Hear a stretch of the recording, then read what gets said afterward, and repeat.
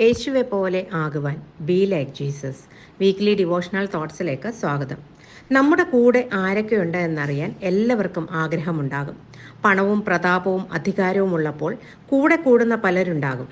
എന്നാൽ യഥാർത്ഥ സ്നേഹിതരാകട്ടെ, ബന്ധുക്കളാകട്ടെ, അവർ എല്ലായ്പ്പോഴും നമ്മുടെ രോഗത്തിലും ദുഃഖത്തിലും ദാരിദ്ര്യത്തിലും നമ്മോട് കൂടെ കാണും.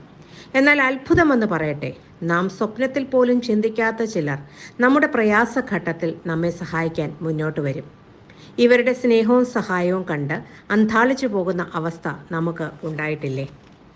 യേശുവിൻ്റെ ക്രൂശുമരണത്തിന് ശേഷം ശരീരം ക്രൂശിൽ കിടത്താതെ അടക്കം ചെയ്യാൻ പീലാത്തോസിൽ നിന്ന് അനുവാദം ആവശ്യമായിരുന്നു.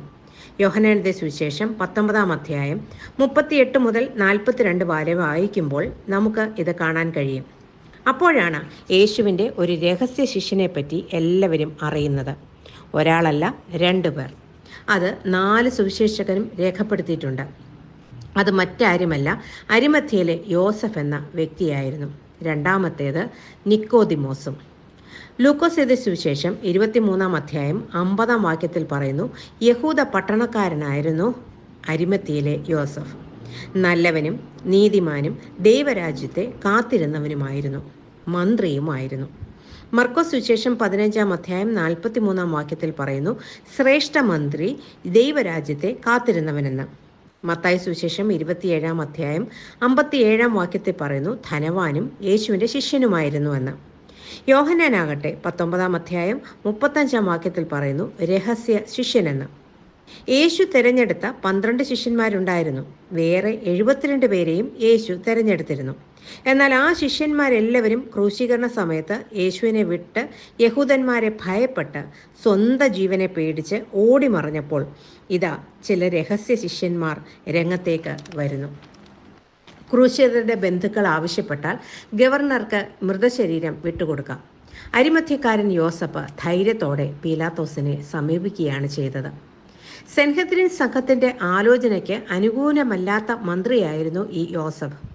താൻ ഒരു മന്ത്രിയായിട്ടും അധികാരമുണ്ടായിട്ടും സെൻഹദ്രിൻ സംഘത്തിൻ്റെ ആലോചന പ്രകാരം ക്രൂശിച്ച യേശുവിൻ്റെ മൃതദേഹം ചോദിച്ചത് എന്തുകൊണ്ടെന്ന് ചിന്തിച്ചിട്ടുണ്ടോ?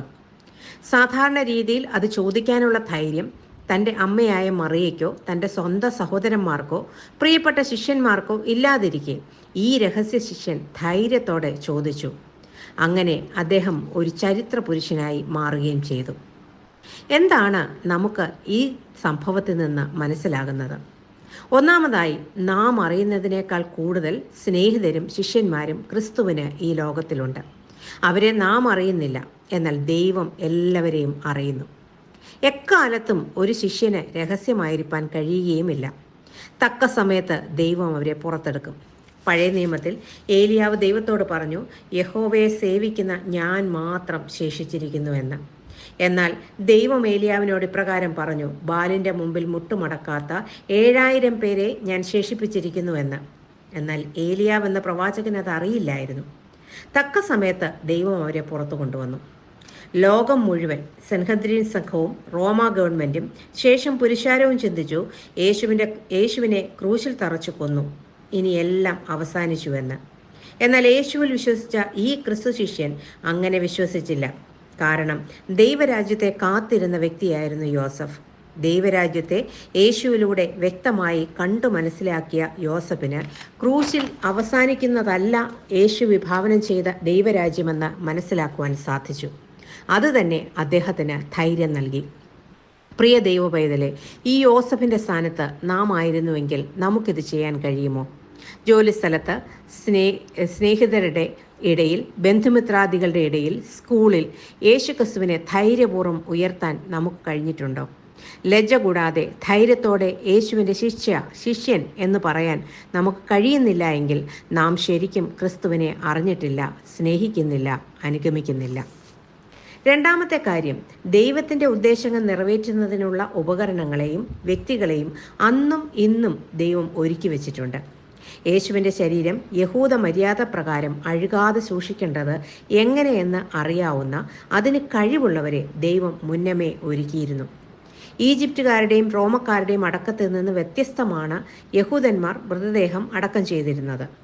ഈജിപ്തുകാർ കുടലും തലച്ചോറും നീക്കം ചെയ്തതിന് ശേഷമാണ് സുഗന്ധവർഗം ഇട്ടിരുന്നത്. റോമക്കാർ മൃതദേഹം ദഹിപ്പിക്കുകയാണ് ചെയ്തിരുന്നത്. പുനരുത്ഥാനത്തിൽ വിശ്വസിച്ചിരുന്ന യഹൂദന്മാർ മൃതദേഹം ദഹിപ്പിച്ചിരുന്നില്ല. സുഗതമദ്രം വർഗം വീതി കുറഞ്ഞ ഒരു ശീലയിൽ നിറച്ച് ചുറ്റിക്കെട്ടി കല്ലറയിൽ അടക്കം ചെയ്തിരുന്ന പതിവുണ്ടായിരുന്നു. ഇതൊക്കെ ചെയ്യാൻ ദൈവം ഈ യോസഫ് എന്ന രഹസ്യ ശിഷ്യനെ മുന്നമേ ഒരുക്കിയിരുന്നു, ഒപ്പം നിക്കോദിമോസിനെയും. മൂന്നാമത്തെ കാര്യം, ചിലർ ധൈര്യപൂർവ്വം പുറത്തേക്ക് വരുമ്പോൾ മറ്റു ചിലർക്കും കൂടി അത് പ്രചോദനമാകും. അവരും പുറത്തേക്ക് വരും. ഇവിടെ മന്ത്രിയായിരുന്ന യോസഫ് പുറത്തു വന്നപ്പോൾ, ഇത്രയും കാര്യങ്ങളൊക്കെ ചെയ്തപ്പോൾ, യോഹന്നാന്റെ സുവിശേഷം 19 അധ്യായം 39 വാക്യത്തിൽ പറയുന്നു, ആദ്യം രാത്രിയിൽ കർത്താവിൻ്റെ അടുക്കൽ വന്ന നിക്കോദിമോസിനും ഒരു ധൈര്യം കൈവന്നു.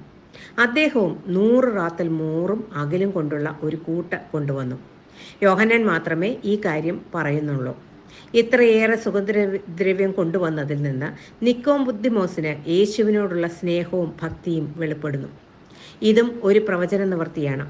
യേശു യഹൂദന്മാരുടെ രാജാവായിട്ടാണ് മരിച്ചത്. അതിനാൽ തന്നെ ഒരു രാജകീയ അടക്കമാണ് യേശുവിന് ലഭിച്ചത്. ഐശയ്യാ പ്രവചനം 53 അധ്യായം 9 വാക്യത്തിൽ പറയുന്നു, അവൻ്റെ മരണത്തിൽ അവൻ സമ്പന്നന്മാരോട് കൂടെ ആയിരുന്നു എന്ന്. ഒരിക്കൽ രാത്രിയിൽ യേശുവിനെ കാണാൻ വന്ന പരീശനായ യഹൂദന്മാരുടെ ഒരു പ്രമാണിയായ നിക്കോദിമോസ് ഇപ്പോൾ പകൽ വെട്ടത്ത് എല്ലാവരും കാണുക ചിലത് യേശുവിന് വേണ്ടി ചെയ്യുന്നു. കരം കൊടുക്കാൻ പോലും നിവൃത്തിയില്ലാത്ത തൻ്റെ ശിഷ്യന്മാരുടെ മുമ്പിൽ ദൈവം തൻ്റെ സ്വർഗത്തിലെ കലവറ തുറന്നു. ഇന്നും നമുക്ക് വേണ്ടി ഇതുപോലെ ചിലരെ ദൈവം ഉപയോഗിക്കും, നമ്മുടെ അവസ്ഥകളെ മാറ്റും എന്ന് നാം വിശ്വസിക്കുക. നാലാമതായി, തനിക്ക് വേണ്ടി പാറയിൽ കൊത്തിയുണ്ടാക്കിയ ഒരു പുതിയ കല്ലറയാണ് യോസഫ് യേശുവിന് നൽകിയത്.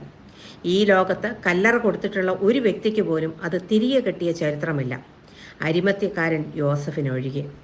ആ കല്ലറയിൽ അടക്കം ചെയ്ത യേശു 3-ാം ദിവസം ജീവനുള്ളവനായി പുറത്തു വന്നു. കല്ലറ ശൂന്യമായി യോസഫിന് തിരികെ കിട്ടി. പ്രിയരെ, നാം ഏറ്റവും വിലമതിക്കുന്നത് കർത്താവിനായി കൊടുക്കാൻ നാം തയ്യാറാണോ? അത് സമയമാകാം, സമ്പത്താകാം, വീടാകാം, വാഹനമാകാം. ദൈവനാമമഹത്വത്തിനായി കൊടുക്കുവാൻ തയ്യാറായാൽ നാം ചിന്തിക്കാത്ത രീതിയിൽ അതിനെ അനുഗ്രഹമാക്കി മാറ്റാൻ നമ്മുടെ ദൈവത്തിന് കഴിയും. നമ്മെ തന്നെ പൂർണ്ണമായി ദൈവകരങ്ങളിൽ ഏൽപ്പിക്കുക. ദൈവം അതിനെ തക്ക സമയത്ത് ഉയർത്തി മാനിച്ച് ദൈവനാമ മഹത്വത്തിനായി തീർക്കും. രഹസ്യ ശിഷ്യനായ യോസഫിനെയും നിക്കോദിമോസിനെയും പുറത്തെടുത്തതുപോലെ ഈ ദിവസങ്ങളിൽ ദൈവം ചിലരെ പുറത്തെടുക്കട്ടെ, ദൈവനാമ മഹത്വത്തിനായിട്ട് ഉപയോഗിക്കട്ടെ എന്ന് പ്രാർത്ഥിച്ചുകൊണ്ട് ഈ ധ്യാനചിന്ത ഇവിടെ അവസാനിപ്പിക്കുന്നു. God bless you all.